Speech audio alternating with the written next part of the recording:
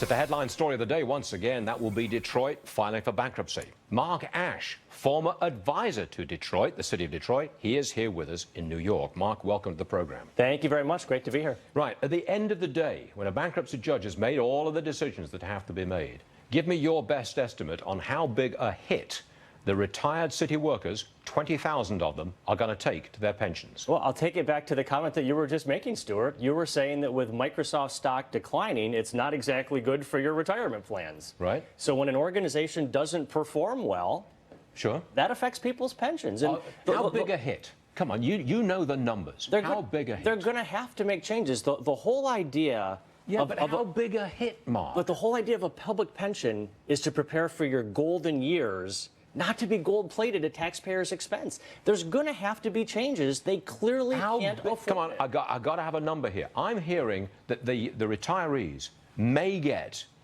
20 cents on the dollar if they're lucky. That will be an 80% cut in their monthly checks.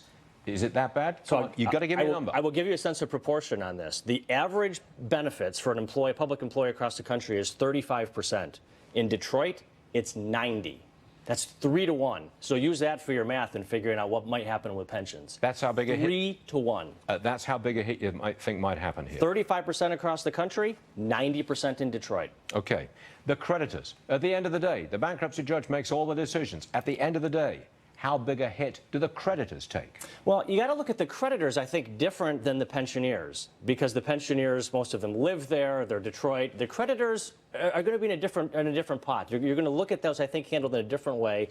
There are 100,000 creditors. The list is massive. I think you're going to see them take a huge haircut. Okay, so if you're talking about a 2/3 hit for retirees, you say that creditors take a bigger hit. How much bigger? I think you will see it be appreciably larger. 10 cents on the dollar, that's all they get? They were offering pennies on the dollar. And you think that's all they're going to get? I think you could And nobody's going to bail out the creditors? You could see 90% losses there. Okay.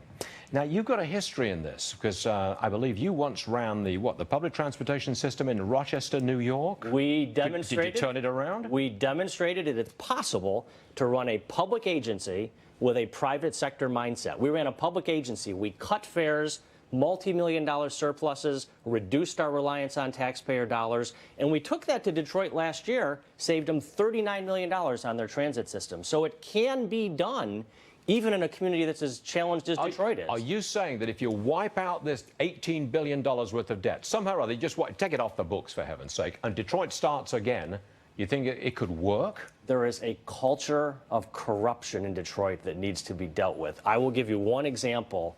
We found one employee last year who we were working with. Across the country, that job would pay $80,000 a year.